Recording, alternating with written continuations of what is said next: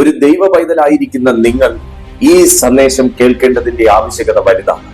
നിങ്ങൾ പ്രാർത്ഥിച്ചാൽ മാത്രം നിങ്ങൾക്ക് ജയിക്കാൻ കഴിയുകയില്ല എന്നും, ഈ ക്രിസ്തീയ ജീവിതത്തിൽ നിങ്ങൾക്ക് ജയിക്കണമെങ്കിൽ നിങ്ങളുടെ മേൽ ഏത് നിലയിലുള്ള ഒരു അധികാരം ചലിക്കണമെന്നും, നിങ്ങളുടെ പ്രാർത്ഥനയിൽ നിങ്ങൾ ഏത് നിലയിൽ ഈ അധികാരം ഉപയോഗിക്കണമെന്നും തീർച്ചയായിട്ടും കർത്താവിന്റെ ആത്മാവ് നിങ്ങൾക്ക് വെളിപ്പെടുത്തി തന്നിരിക്കും. ഭൂതങ്ങളുടെ മേലുള്ള അധികാരം ഒരു ദൈവ പൈതലിനെ ആത്മമണ്ഡലത്തിലെ ഏറ്റവും പ്രധാനപ്പെട്ട ശ്രദ്ധേയമാകുന്ന ഒരു സവിശേഷതയുള്ള ഒരു മനുഷ്യനാക്കി തീർക്കുന്നു.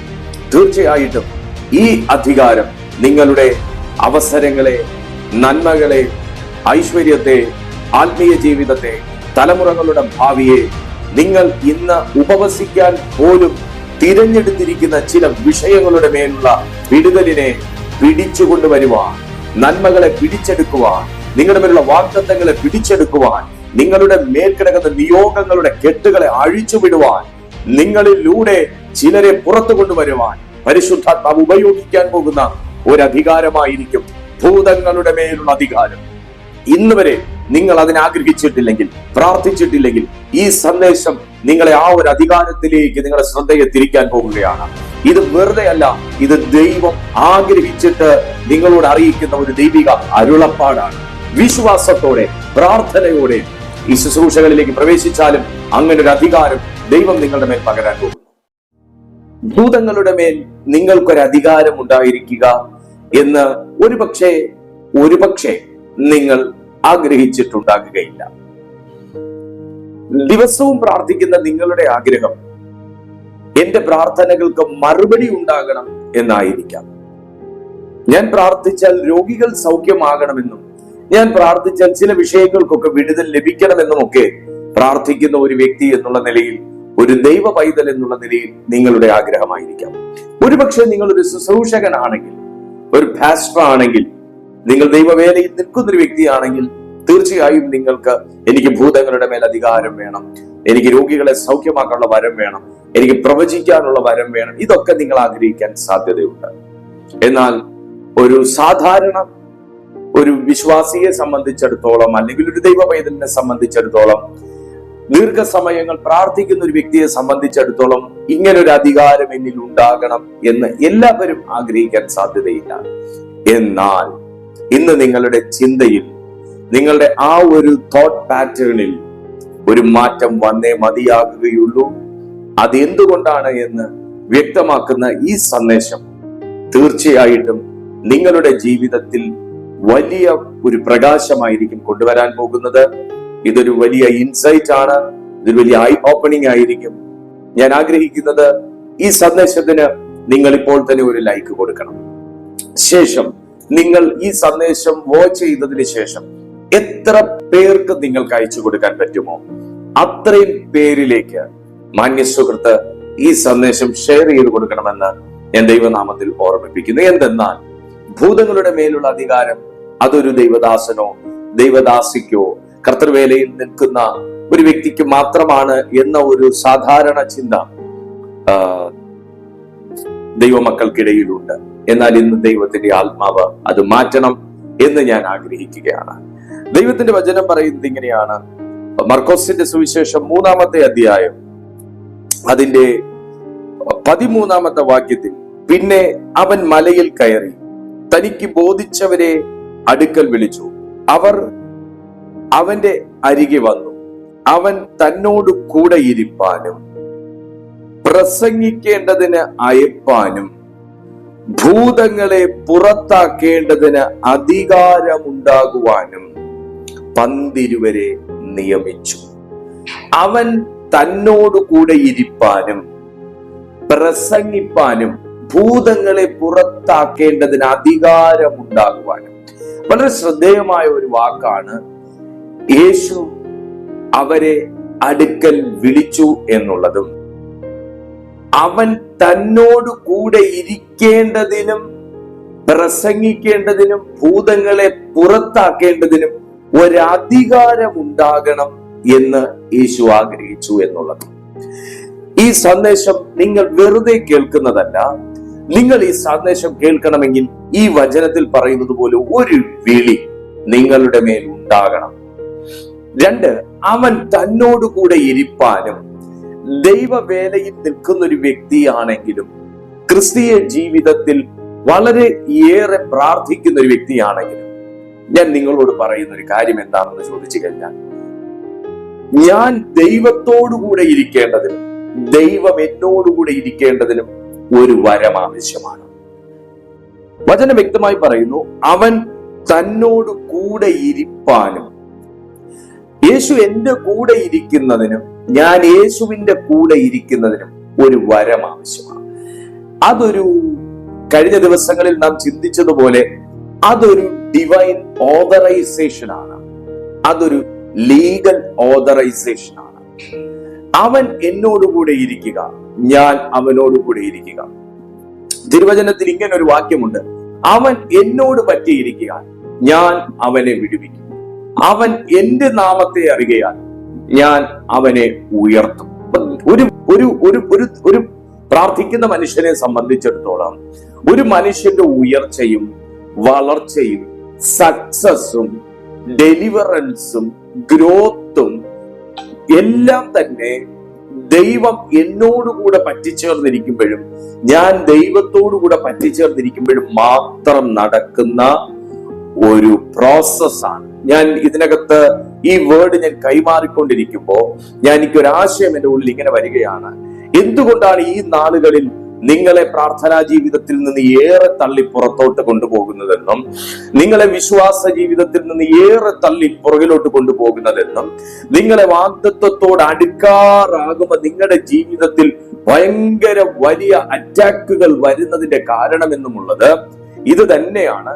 നിങ്ങളുടെ ജീവിതത്തിന്റെ പല പല പല തടസ്സങ്ങളുടെയും പിന്നിൽ നിങ്ങൾ മനുഷ്യരാണ് എന്ന് എണ്ണുമ്പോൾ, നിങ്ങളുടെ ജീവിതത്തിലെ പല ഉയർച്ചകൾക്കും തടസ്സം മനുഷ്യരാണ് എന്ന് കരുതുമ്പോൾ, നിങ്ങൾ അതിനെതിരെ അതിശക്തമായി നിങ്ങൾ പ്രാർത്ഥിക്കുമ്പോൾ, നിങ്ങൾ തിരിച്ചറിയാത്ത അല്ലെങ്കിൽ നിങ്ങൾ അറിയുന്നു എങ്കിലും നിങ്ങളുടെ ഉള്ളിൽ മിസ്അണ്ടർസ്റ്റാൻഡ് ചെയ്യിച്ച് നിങ്ങളുടെ ശ്രദ്ധയും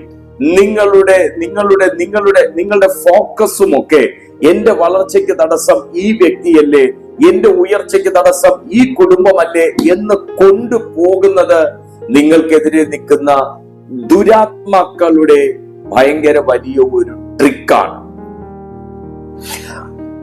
യേശു ഗലീലയിൽ ചെന്നപ്പോ യേശുവിന് നിൽക്കാൻ പറ്റാത്ത പോലെ പുരുഷാരം വന്ന് തിക്കിയും തിരക്കിയും യേശുവിനെ തൊട്ടും യേശുവിനോട് എനിക്ക് വേണ്ടി എന്നെ സൗഖ്യമാക്കണമെന്ന് പറഞ്ഞുമൊക്കെ കർത്താവിനെ ഭക്ഷണം കഴിക്കാൻ പോലും പറ്റാത്ത നിലയിൽ ജനക്കൂട്ടം കൊണ്ട് നിറഞ്ഞു എന്ന് ദൈവത്തിന്റെ വചനം മർക്കോസിന്റെ സുവിശേഷം 3-ാമത്തെ അധ്യായത്തിൽ തന്നെ പറയും.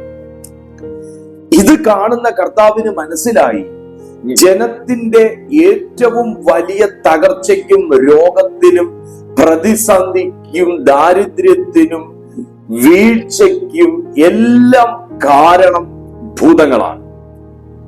ഇന്നത്തെ ഈ സന്ദേശം ഭൂതങ്ങളെ ഉയർത്താനല്ല, ഭൂതങ്ങളുടെ മേൽ ഒരു അധികാരം ഉണ്ടാകാൻ.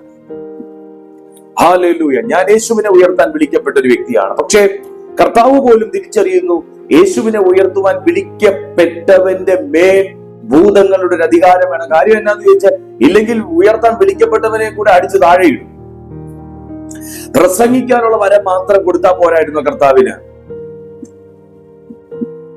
രോഗികളെ സൗഖ്യമാക്കാനുള്ള വരം കൊടുത്താൽ പോരായിരുന്നു കർത്താവിന്. നീ എന്റെ കൂടെ, ഞാൻ നിന്റെ കൂടെ ഇരിക്കാനുള്ള ഒരു വരം ഞാൻ നിനക്ക് തരുന്നു എന്ന് പറഞ്ഞാൽ പോരായിരുന്നു കർത്താവിന്.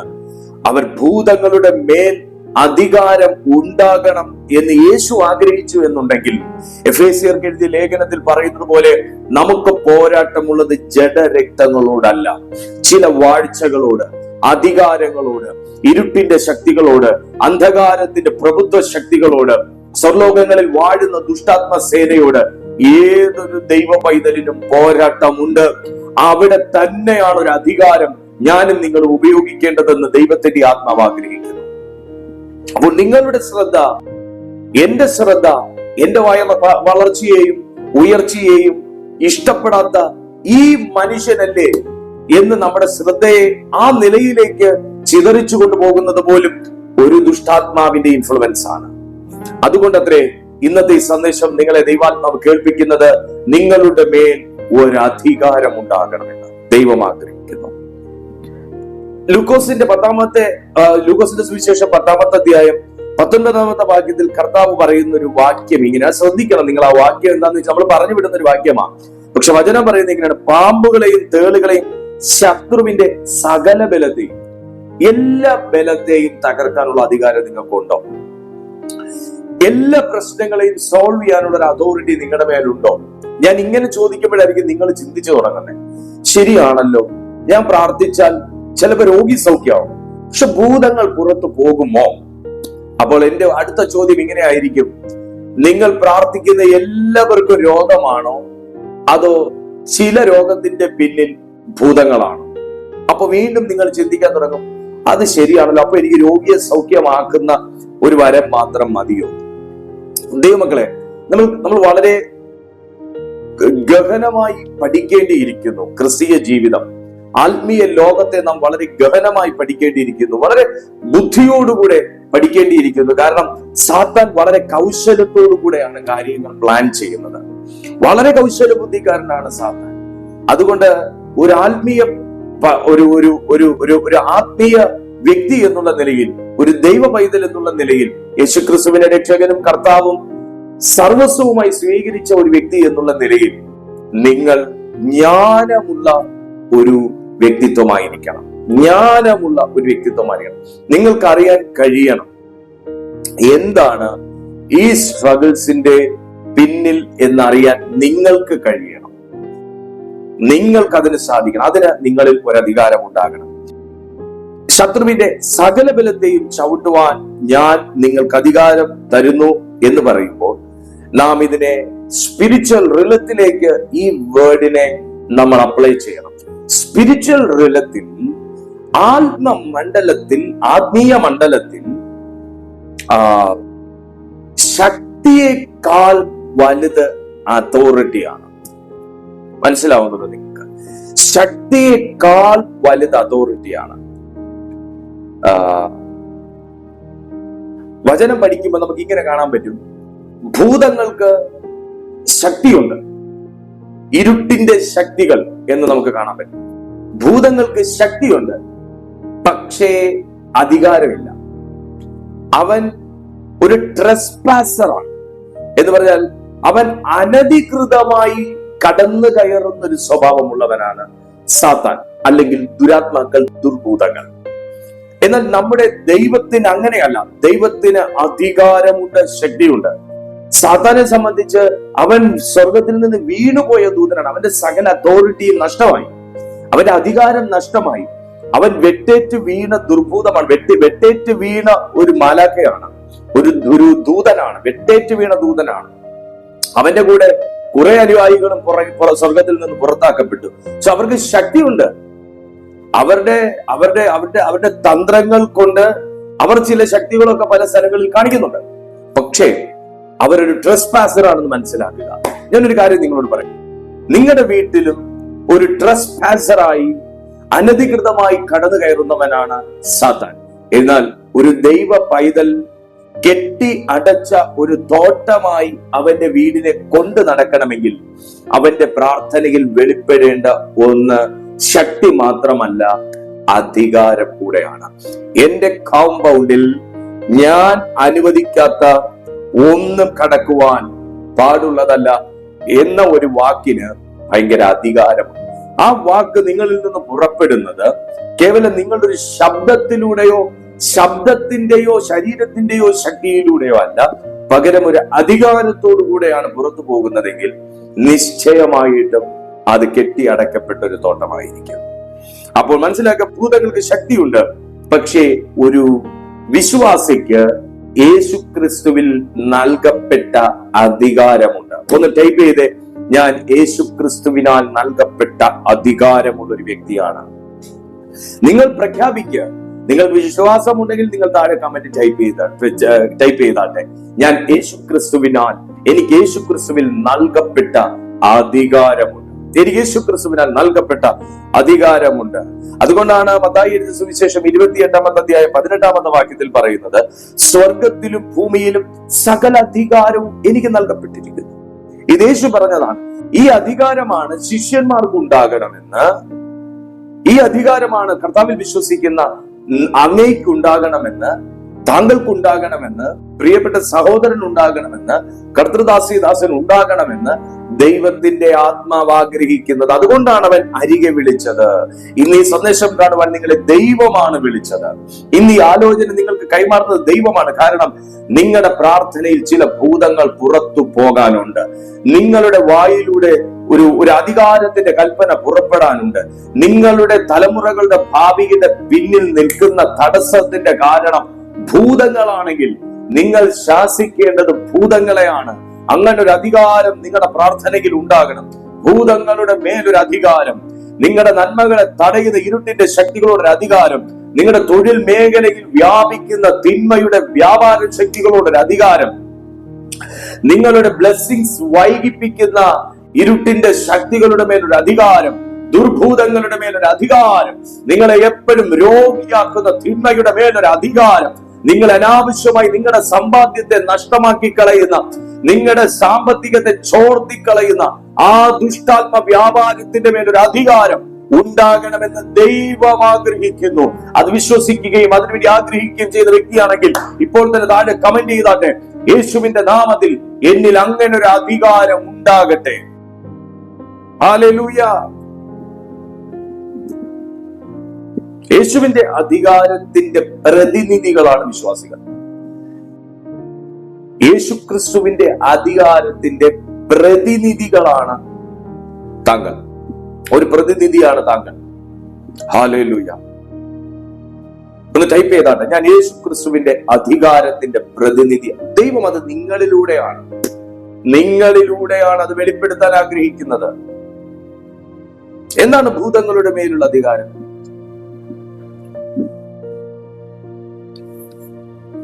ഒരു വ്യക്തിയുടെ മേൽ ഭൂതങ്ങളുടെ മേൽ അധികാരമുണ്ടെങ്കിൽ, നിങ്ങളുടെ പ്രയറിൽ ഭൂതങ്ങളുടെ മേലൊരു അധികാരമുണ്ടെങ്കിൽ, ഇരുട്ടിന്റെ ശക്തികൾക്ക് അതിർത്തികൾ നിർണയിക്കാൻ നിങ്ങളുടെ വായിലെ വാക്കുകൾ കഴിയും. കാരണം അധികാരമുള്ളവനെ സാത്താനും സാത്താനിയ ലോകവും തിരിച്ചറിയും. അയ്യോ എന്റെ ദൈവമക്കളെ, നിങ്ങൾക്ക് പോരാട്ടം വരുന്നത് നിങ്ങൾ പ്രാർത്ഥിക്കുന്നത് കൊണ്ട് മാത്രമാണെന്ന് കരുതരുത്. നിങ്ങളിൽ പലർക്കും ഭൂതങ്ങളുടെ മേൽ അധികാരമുണ്ടെന്ന് ഒരുപക്ഷെ നിങ്ങൾക്ക് അറിയുകയില്ല. നിങ്ങളിൽ പലർക്കും അങ്ങനെ ഒരു അധികാരമുണ്ടാകും, പക്ഷെ നിങ്ങൾ അത് ഒരുപക്ഷെ തിരിച്ചറിഞ്ഞിട്ടില്ല. നിങ്ങൾ ഇങ്ങനെയായിരിക്കും കരുതുന്നത്, ഇതൊക്കെ പാസ്റ്റേഴ്സിന് ദൈവം കൊടുക്കുന്നതായിരിക്കും, അല്ലെങ്കിൽ ഒരു ചർച്ച ഉള്ളവർക്ക് ദൈവം കൊടുക്കുന്നതായിരിക്കും. അങ്ങനെയല്ല. എനിക്ക് ഒരുപാട് ആൾക്കാരെ അറിയാം, ഭൂതങ്ങളുടെ മേൽ അധികാരമുള്ള, പ്രാർത്ഥിക്കുന്ന അമ്മമാർ, പ്രാർത്ഥിക്കുന്ന സഹോദരിമാർ, പ്രാർത്ഥിക്കുന്ന യൗവനക്കാർ, പ്രാർത്ഥിക്കുന്ന അങ്കിളുമാർ, ഒരുപാട് പേരുണ്ട്. ദൈവം അതൊക്കെ കൃപയാ. ഇതൊക്കെ ദൈവത്തിന്റെ കൃപയാണ്. ഇതൊക്കെ ഇപ്പൊ ഞാൻ പോയി കടയിൽ നിന്ന് മേടിച്ചോണ്ട് വരാന്ന് പറയുന്ന പോലെ നമുക്ക് കിട്ടുന്നതല്ല. ഇത് കർത്താവ് അവിടെ നമ്മൾ വായിച്ച മർക്കോസിന്റെ സുവിശേഷം 3-ാമത്തെ അധ്യായം 13-ാമത്തെ വാക്യത്തിൽ പറയുന്നത്, തനിക്ക് ബോധിച്ചവരെ അവൻ വിളിച്ചു. തനിക്ക് ബോധിച്ചവരെ. എനിക്ക് എന്റെ ആഗ്രഹം എന്താണെന്നറിയാവോ? നിങ്ങൾ ദൈവം ബോധിച്ച ഒരു വ്യക്തിയാണ്. ഒന്ന് ടൈപ്പ് ചെയ്ത്, ഞാൻ ദൈവം ബോധിച്ച ഒരു വ്യക്തിയാണ്. ദൈവത്തിന് ബോധിച്ച ഒരു വ്യക്തിയാണ്. എപ്പോഴും നന്ദിയോടെ പറയാൻ പറ്റും. വളരെ നന്ദിയോടെയും താഴ്മയോടെയും എനിക്ക് പറയാൻ പറ്റും, ഞാൻ ദൈവത്തിന് ബോധിച്ച ഒരു വ്യക്തിയാണ്. എന്നെ അങ്ങനെ ആർക്കും ബോധിക്കാത്തൊരു വ്യക്തിയായിരുന്നു പണ്ട്. ആർക്കും ബോധിക്കാത്തൊരു വ്യക്തിയാണ്. പക്ഷെ ആർക്കും ബോധിക്കാത്തവനെ ബോധിക്കാൻ ദൈവത്തിന് പറയാൻ ദൈവത്തിൻ്റെതായിട്ടുള്ള കാരണങ്ങളുണ്ട്. നിങ്ങളെക്കുറിച്ച് ദൈവത്തിന് പറയാൻ നിങ്ങൾ തന്നെ ചോദിക്കുക, എന്നെയൊക്കെ തിരഞ്ഞെടുക്കാൻ ഞാനൊക്കെ എന്തുവാന്ന് ചോദിക്കാം. പക്ഷെ ദൈവത്തിന് താങ്കളെ കുറിച്ച് പറയാൻ ദൈവത്തിൻ്റെതായ കാരണങ്ങളുണ്ട്. നിങ്ങളെ ദൈവം സ്നേഹിക്കാൻ ദൈവത്തിൻ്റെതായിട്ടുള്ള കാരണമുണ്ട്. ഹല്ലേലൂയ. ഇരുട്ടിന്റെ ശക്തികൾക്ക് അതിർത്തി നിർണയിക്കാനുള്ള അധികാരം ദൈവം ഒരു ദൈവ പൈതലിന്റെ മേലാണ് നൽകുന്നത്. ഭൂതങ്ങളുടെ മേൽ നിങ്ങൾക്കൊരു അധികാരമുണ്ടെങ്കിൽ നിങ്ങൾക്കത് കൽപ്പിക്കാൻ പറ്റും. ദുഷ്ടാത്മാക്കളെ ഒരു വ്യക്തിയുടെ മേൽ, അത് നിങ്ങൾ സ്നേഹിക്കുന്ന നിങ്ങൾ ആരുമായിരിക്കാം, നിങ്ങളുടെ ലൈഫ് പാർട്ട്ണർ ആയിരിക്കാം, നിങ്ങളുടെ കുഞ്ഞുങ്ങളായിരിക്കാം, കൊച്ചുമക്കളായിരിക്കാം, നിങ്ങൾ സ്നേഹിക്കുന്ന ഒരു വ്യക്തിയായിരിക്കും, ആരുമാകട്ടെ, അവരുടെ മേൽ എന്തെങ്കിലും ഒരു ദുരാത്മാധികാരം ഉണ്ടെങ്കിൽ, അവകാശമായിട്ടുണ്ടെങ്കിൽ, അവകാശത്തെ നിങ്ങൾ കൽപ്പിക്കുമ്പോൾ ആ ദുഷ്ടാത്മാവ് മാറി നിൽക്കും. ഭൂതങ്ങളുടെ മേലൊരു അധികാരമുണ്ടെങ്കിൽ, ഇരുട്ടിന്റെ ശക്തികൾ നിയന്ത്രിക്കുന്ന ഏതൊന്നിന്റെ മേലും കടകപുറത്ത് എന്ന് പറയുവാൻ നമുക്ക് സാധിക്കും.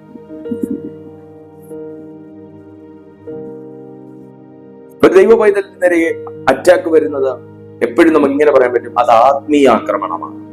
ആത്മീയാക്രമണം അതൊരു സ്പിരിച്വൽ വാർഫെയർ ആണ്, അതൊരു ആത്മീയ യുദ്ധമാണ് പറയാൻ പറ്റും. കാരണം അവനെപ്പോഴും കണക്ട് ചെയ്യുന്നത് ആത്മമണ്ഡലത്തോടാണ്.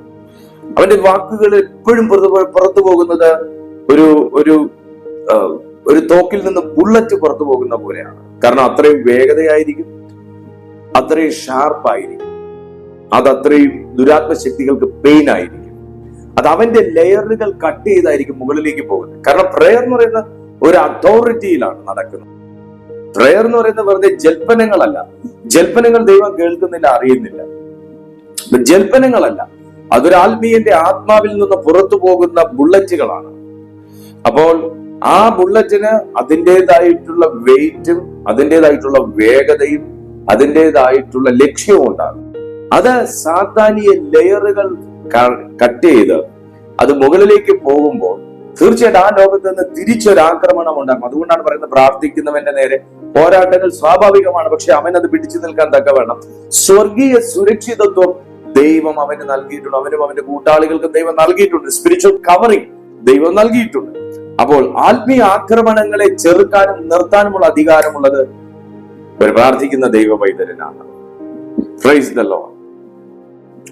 ഒരു മനുഷ്യൻ ആക്രമിക്കപ്പെടുന്നത് 3 വാതിലുകളിലൂടെ, 3 വഴികളിലൂടെയാണ് ഒരു ആത്മീയ മനുഷ്യൻ ആക്രമിക്കപ്പെടുന്നത്. നിങ്ങൾ അത് ശ്രദ്ധിച്ച് കേൾക്കുക. വേണമെങ്കിൽ താഴെ ഒന്ന് നോട്ട് ചെയ്തു. 3 വഴികളിലൂടെ. 1 ഭയം, 2 പാപം, 3 അജ്ഞത. ഈ 3 വഴികളിലൂടെയാണ് ഒരു മനുഷ്യനെ സാത്താൻ ആക്രമിക്കുന്നത്, അല്ലെങ്കിൽ പൈശാചിക ശക്തികൾ ഒരു വ്യക്തി ആക്രമിക്കുന്നത്.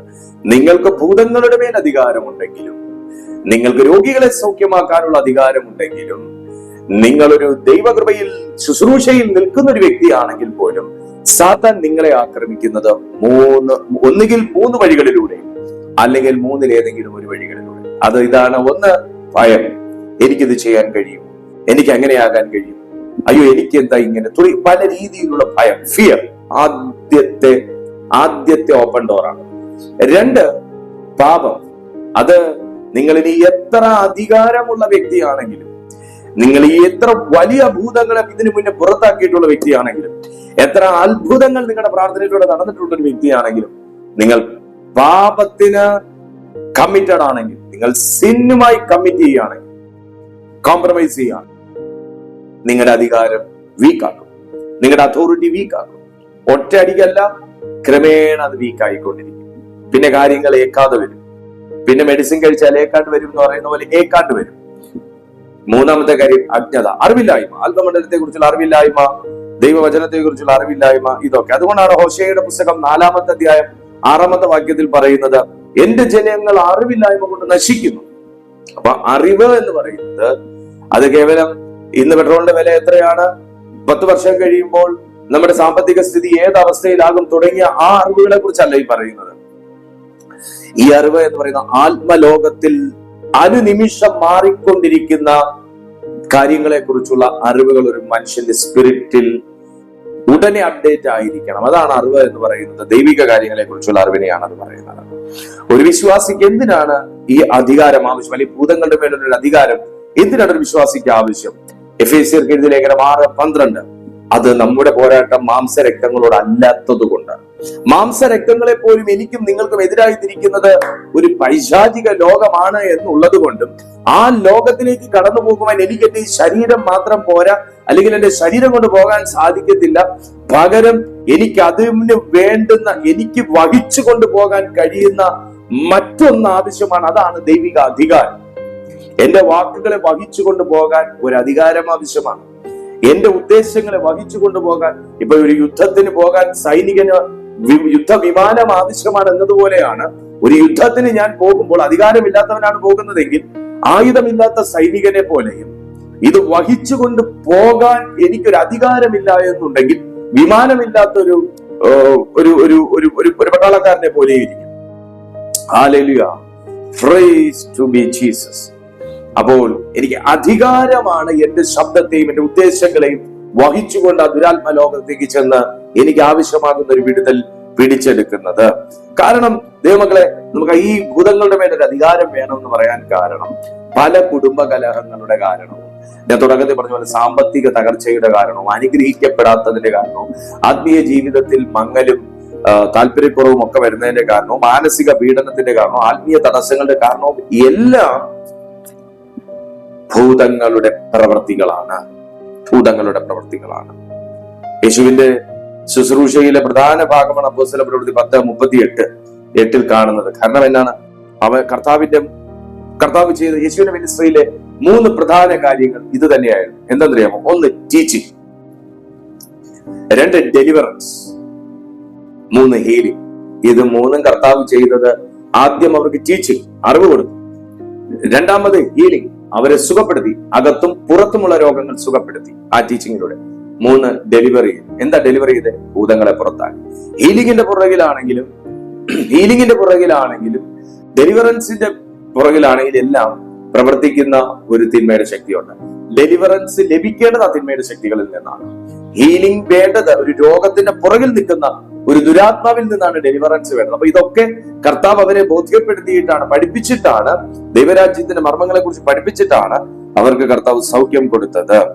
ഭൂതങ്ങളുടെ മേലുള്ള അധികാരമുള്ളവന്റെ ജീവിതത്തിൽ നിശ്ചയമായിട്ട് മാറ്റങ്ങൾ ഉണ്ടാകും. ഇതൊരു പറഞ്ഞാൽ നിങ്ങൾക്കായി പ്രാർത്ഥിക്കാം. ഭൂതങ്ങളുടെ മേൽ അധികാരമുള്ളവന്റെ ജീവിതത്തിൽ നിശ്ചയമായിട്ട് മാറ്റങ്ങൾ ഉണ്ടാകും. എന്തുവാണത്? തിമോത്തിയോസിന്റെ 2-ാമത്തെ ലേഖനം 1-ാമത്തെ അധ്യായം 7-ാമത്തെ വാക്യത്തിൽ പറയുന്നു, ഭയത്തിൽ നിന്ന് അവന് വിടുതലുണ്ടാകും.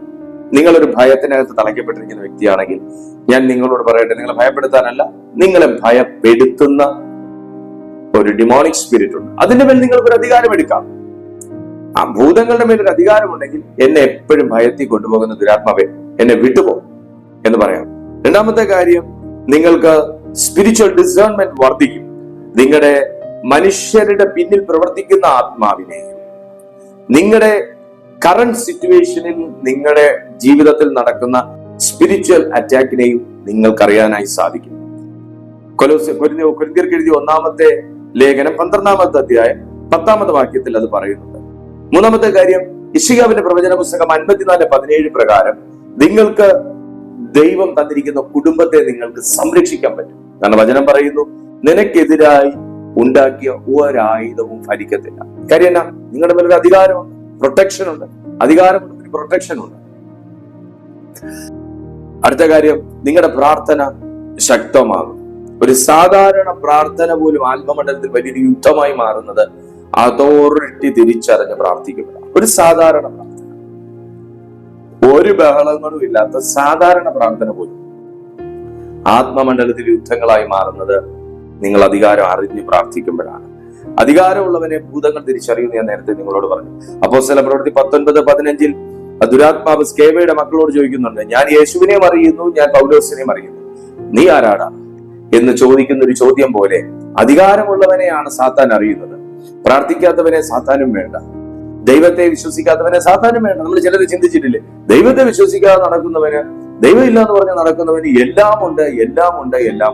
പക്ഷെ ദൈവമേ എന്ന് പറഞ്ഞുകൊണ്ട് നടക്കുന്ന നമുക്ക് മാത്രമേ ഉള്ളൂ ഉള്ളതും കൂടെ നഷ്ടപ്പെടുന്ന അവസ്ഥ എന്ന് പറയുന്നവർ ഈ കൂട്ടത്തിനകത്തുണ്ടോ? അതിന്റെ കാരണം ഇത് തന്നെയാണ്. അധികാരമുള്ളവനെ സാത്താൻ തിരിച്ചറിയും. പക്ഷെ അവരുടെ വിളിയല്ല നിങ്ങളുടെ വിളി, അവരുടെ ജീവിതവും ആയിരിക്കത്തില്ല നിങ്ങളുടെ ജീവിതം. ഹല്ലേലൂയ. ഭൂതങ്ങൾ അറിയുന്നത് ഒരു വ്യക്തിയുടെ സ്പിരിച്വൽ വാല്യൂ, ഒരു വ്യക്തിക്ക് അവൻ നിൽക്കുന്ന സ്പിരിച്വൽ റാങ്ക് എന്താണ് എന്ന് ഭൂതങ്ങൾ വളരെ കൃത്യമായിട്ട് മോണിറ്റർ ചെയ്യുന്നുണ്ട്. 2-ാമത്തെ കാര്യം, ഒരു വ്യക്തിയുടെ പ്രാർത്ഥനാ ജീവിതം എന്താണെന്ന് മോണിറ്റർ ചെയ്യുന്നുണ്ട്. ഒരു വ്യക്തിയുടെ വിശുദ്ധി എന്താണെന്ന് മോണിറ്റർ ചെയ്യുന്നുണ്ട്. നിങ്ങൾ പറ, ഇതിനെതിരെയല്ലേ ശരിക്കും യുദ്ധം നടക്കുന്നത്? നിങ്ങൾ വിശുദ്ധിയോടെ ജീവിക്കാൻ നിൽക്കുമ്പോൾ അതിന് നേരെ യുദ്ധം ഉണ്ടാവും. നിങ്ങൾ നന്നായിട്ട് പ്രാർത്ഥിക്കാൻ നിൽക്കുമ്പോൾ അതിന് നേരെ യുദ്ധം ഉണ്ടാവും. നിങ്ങളൊരു അധികാരത്തിലേക്ക് കയറി പ്രാർത്ഥിച്ച് ഉപവസിച്ചൊക്കെ വരുമ്പോൾ അതിന് നേരെ എന്തെങ്കിലും യുദ്ധം ഉണ്ടാവും. ഒന്നുകിൽ ഒരു കുടുംബകലഹമായിരിക്കും, അല്ലെങ്കിൽ സാമ്പത്തിക ബുദ്ധിമുട്ടായിരിക്കും, അല്ലെങ്കിൽ രോഗമായിരിക്കും, അല്ലെങ്കിൽ പിള്ളേർക്ക് വയ്യായികയായിരിക്കും. പല രീതിയിൽ നിങ്ങളുടെ മൈൻഡിനകത്ത് ഫൈറ്റ് ചെയ്ത് അതിനകത്ത് നിന്ന് നിങ്ങളെ അങ്ങ് മാറ്റിക്കളയും. അല്ലേ? തിരിച്ചറിയുക, ഇത് ഭൂതത്തിന് മേലുള്ള അധികാരം വർദ്ധിപ്പിക്കുക എന്ന ഒരു മുന്നറിയിപ്പാണ്. സ്പിരിച്വൽ റാങ്കിങ് വർദ്ധിപ്പിക്കുക എന്നൊരു മുന്നറിയിപ്പാണ്. നിങ്ങൾ തയ്യാറാണ്? നിങ്ങൾക്ക് അങ്ങനെ ഒരു ആത്മീയ വർധനവ് വേണം, നിങ്ങൾക്ക് അങ്ങനെ ഒരു അതോറിറ്റി വേണം എന്ന് നിങ്ങൾ ആഗ്രഹിക്കുന്നു, താഴെ കമന്റ് ചെയ്തേ. അതെ, അങ്ങനെ ഒരു അധികാരം എനിക്ക് വേണമെന്ന് ഞാൻ ആഗ്രഹിക്കുന്നു. എന്നൊന്ന് താഴെ കമന്റ് ചെയ്തേ. കർത്താവ് തീർച്ചയായിട്ടും നിങ്ങളുടെ ആ മനസ്സ് കാണും. തീർച്ചയായിട്ടും നിങ്ങളെ ആ നിലയിൽ അധികാരമുള്ള ഒരു വ്യക്തിയാക്കി തീർക്കും. നിങ്ങളുടെ ആത്മീയ ജീവിതം വെച്ചടി കയറ്റമായി. അങ്ങനെ ഒരു അധികാരം നിങ്ങൾക്കുണ്ടെങ്കിൽ നിങ്ങൾക്ക് കയറ്റമായി. നീ താഴ്ച പ്രാപിക്കുകയില്ല, നീ ഉയർച്ച പ്രാപിക്കും. തീർച്ചയായിട്ടും ഈ സന്ദേശത്തിന് നിങ്ങളൊരു ലൈക്ക് കൊടുത്താട്ടെ. ഇപ്പൊ തന്നെ മറ്റുള്ളവർക്ക് എത്ര പേർക്ക് നിങ്ങൾക്ക് അയക്കാൻ പറ്റുമോ അത്രയും പേരിലേക്ക് ഈ സന്ദേശം നിങ്ങൾ ഷെയർ ചെയ്താട്ടെ. ഈ ചാനൽ നിങ്ങൾ സബ്സ്ക്രൈബ് ചെയ്തിട്ടുണ്ടെങ്കിൽ സബ്സ്ക്രൈബ് ചെയ്താട്ടെ. ഈ വീഡിയോയ്ക്ക് താഴെ ഞങ്ങളുടെ ഡെയിലി മീറ്റിംഗ്സിന്റെ ഒരു ലിങ്ക് കൊടുത്തിട്ടുണ്ട്. വാട്സാപ്പിന്റെ ഗ്രൂപ്പ് ലിങ്ക് ആണ്. ആ ഒറ്റ ക്ലിക്കിൽ ഞങ്ങളുടെ ഗ്രൂപ്പിൽ നിങ്ങൾക്ക് ജോയിൻ ചെയ്യാനായിട്ട് സാധിക്കും. ആ ഗ്രൂപ്പിനകത്ത്, വാട്സാപ്പ് ഗ്രൂപ്പിനകത്ത് ഞങ്ങളുടെ ഈ മീറ്റിങ്ങിനെ കുറിച്ചുള്ള, ഇതിനകത്ത് വരുന്ന എല്ലാ മീറ്റിംഗ്സിനെ കുറിച്ചും, താങ്ക്സ് പ്രയറുകളെ കുറിച്ചുമുള്ള, സ്പെഷ്യൽ മീറ്റിംഗ്സിനെ കുറിച്ചുമുള്ള അനൗൺസ്മെന്റുകളൊക്കെ നിങ്ങൾക്ക് ലഭിക്കുന്നതാണ്. സോ മിസ് ചെയ്യണ്ട, ഇപ്പൊ തന്നെ ആ ഗ്രൂപ്പിൽ നിങ്ങൾ ജോയിൻ ചെയ്താട്ടെ. അതിന്റെ ലിങ്ക് ഡിസ്ക്രിപ്ഷൻ ബോക്സിൽ കൊടുത്തിട്ടുണ്ട്. നിങ്ങളുടെ പ്രാർത്ഥനാ വിഷയങ്ങളൊക്കെ ചുവടെ കാണുന്ന നമ്പറിൽ നിങ്ങൾക്ക് ഞങ്ങളെ വാട്സാപ്പ് ചെയ്യാവുന്നതാണ്. തീർച്ചയായിട്ടും ഞങ്ങൾ നിങ്ങൾക്കായി പ്രാർത്ഥിക്കും. ദയമായ കർത്താവ് നിങ്ങളെ ദൈവിക അധികാരമുള്ള ഒരു വ്യക്തിയാക്കി നിലനിർത്തുമാറാകട്ടെ. God be with U.